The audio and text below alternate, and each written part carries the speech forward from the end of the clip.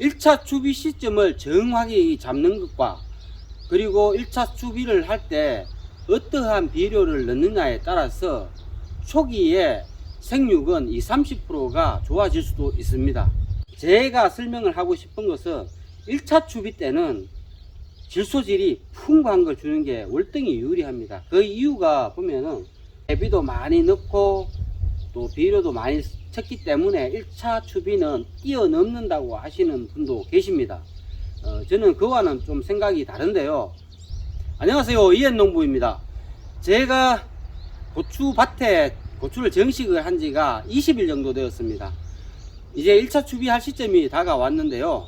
무작정 뭐 20일이 되었다 15일이 되었다고 해서 추비 시점을 잡는 것보다는 고추 상태를 보고 추비 시점을 잡는 게 훨씬 효과적이고요. 그리고 비료도 똑같은 비료를 넣는다 손치더라도 비료의 종류에 따라서 초기에 생장을 많이 촉진시킬 수가 있습니다. 오늘 내용은 기존에 많이 알고 계신 분도 계시고요. 아직까지 이 내용을 모르시는 분들이 본 내용을 시청하시면은 농사에 많은 도움을 받을 수 있을 거라고 생각을 합니다. 오늘도 구독과 좋아요 부탁드리겠습니다. 그럼 밭으로 가서 제 고추 상태를 보면서 1차 추비 시점 잡는 방법을 알려드리도록 하겠습니다. 지금 제 밭의 고추 상태는 이 정도 되었습니다. 겨순도 나오고 새로운 방아다리 분지가 벌어지고 그리고 새로운 잎도 이렇게 보이면은 이때가 1차 추비의 적절한 시점이라는 뜻이죠. 제 고추밭이 지금 딱 그 상태입니다. 이때를 1차 추비 시점으로 잡으시면 됩니다. 왜 이때가 추비 시점이냐고 하면은요, 고추가 트레이에 있을 때 뿌리가 땅에 이제 심고 나면은 땅심을 받고 나면은 고추가 성장을 하죠. 그때 성장을 하면서 이제 분지가 나오고 겨순이 나온다는 거는 이제 땅심을 완전히 받았다는 뜻입니다. 그러면은 뿌리의 활착이 초기 활착은 끝났다고 보시면 됩니다. 이 상태에서 이제 추비를 하시면 됩니다. 추비는 뭐 보통 사람들이 하는 것처럼 저도 똑같이 합니다. 포기와 포기 사이에 구멍을 뚫고 비료를 한 숟가락 정도 넣어 주는데요. 이때 어떤 비료를 넣어 주느냐에 따라서 초기 생육이 많이 달라집니다. 저는 1차 추비하는 비료로 NK 비료를 사용을 하는데요. 제가 사용하는 슈퍼 NK 24 이거는 뒤에 숫자가 말해 주듯이 24라는 게 이 안에 질소가 들어있는 양입니다. 그리고 그 다음에 칼리가 들어가 있고요. 보토와 붕소도 조금씩 들어있네요. 이 비료를 선택함에 있어서 가장 중요한 게 질소질이 많은 비료를 선택하는 게 아주 효과적입니다.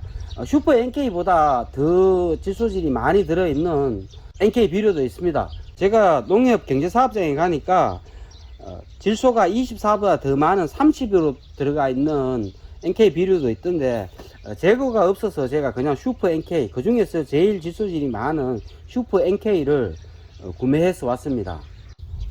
보통 이렇게 생각을 하시면은 질소질을 너무 많이 주게 되면은 과성장을 한다고 하죠. 과성장을 하게 되면 고추가 이제 연약하게 커지는 수가 있습니다. 그리고 병도 많이 온다 하고요. 그거는 맞는 말입니다. 맞는 말인데 제가 설명을 하고 싶은 것은 1차 추비 때는 질소질이 풍부한 걸 주는 게 월등히 유리합니다. 그 이유가 보면은 초기에는 생장을 많이 시켜야 됩니다. 고추도 마찬가지고요. 다른 채소 작물도 비슷합니다. 뭐 배추도 그렇고요.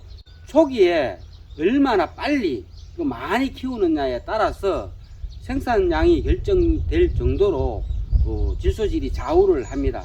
그렇기 때문에 초기에 많이 키우는 게 고추에게는 굉장히 좋습니다.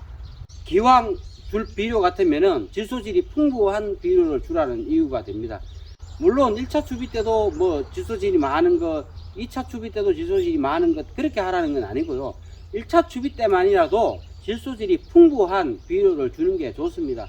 질소질을 많이 주면 약간 욱자란다고 생각을 하더라도 제가 질소만 주는 게 아니고 뭐 칼륨도 주고 붕소도 주고 뭐 칼슘도 같이 주니까 균형 있게 성장을 합니다. 그리고 2차 추비 때부터는 질소질이 조금 낮은 걸 주기 때문에 과성장에 대한 문제는 크게 걱정을 하시지 않으셔도 됩니다. 그리고 또 다른 생각은 저와 반대된 의견이 있으실 분도 있는데요. 초기에 고추밭을 만들 때 퇴비도 많이 넣고 또 비료도 많이 쳤기 때문에 1차 추비는 뛰어넘는다고 하시는 분도 계십니다. 저는 그와는 좀 생각이 다른데요. 비료는 속효성입니다. 속효성이란 말은 빨리 없어진다는 말도 되죠. 빠르게 작용을 한 반면에 빨리 효과가 감소가 된다는 뜻도 됩니다. 비료 같은 경우는 질소질 비료 같은 경우는 최대 20일 정도를 보시면 되고요. 맥스가 15일이라고 보시면 됩니다. 15일 이후에는 비료의 효과가 점점 떨어져 갖고 20일 되면은 비료의 효과가 거의 없어진다고 보시면 되죠. 그렇기 때문에 초기에 우리가 정식을 하고 20일이 지나면은 화학 비료에 있는 질소질 성분은 거의 없어집니다. 그러면 내가 퇴비를 많이 넣었기 때문에 퇴비의 질소질을 이용하지 않겠나 이렇게 생각하실 수도 있는데요. 그것도 조금 틀립니다. 퇴비는 속효성이 아니고 완효성입니다. 초기 고추가 폭발적으로 성장할 때는 폭발적으로 질소질이 있어야 됩니다.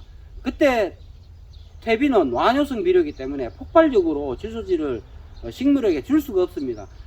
퇴비가 가지고 있는 완효성은 땅속에 들어가서 미생물이 분해를 해줘야만 고추가 먹을 수가 있죠. 그렇기 때문에 퇴비를 한번 넣으면 한 6개월간 미생물이 발효를 하면서 질소질을 식물들이 먹을 수 있는 겁니다. 그렇기 때문에 저는 퇴비만 믿으면 안 된다고 생각을 합니다. 퇴비만 믿지 마시고 꼭 1차 추비는 해주는 게 저는 좋다고 생각을 합니다. 오늘 영상 어떠셨습니까? 도움이 조금 되셨는지 모르겠습니다. 제가 다음 영상은 고추 곁순 제거와 고추 방아다리 제거에 대한 영상을 올리려고 합니다. 아직까지 고추 곁순이나 방아다리 고추를 제거하지 않으신 분들은 절대 제거하지 마시고 그대로 두십시오. 제가 다음 영상을 최대한 빨리 올릴 테니까 그 영상을 보시고 제거하시기 바랍니다. 고추의 곁순을 제거하는 것과 방아다리의 고추를 제거하는 것도 고추 성장에 크게 관여를 합니다. 제가 최대한 영상을 빨리 올리도록 하겠습니다. 오늘 영상도 시청을 해주셔서 감사합니다. 이상 이현농부였습니다.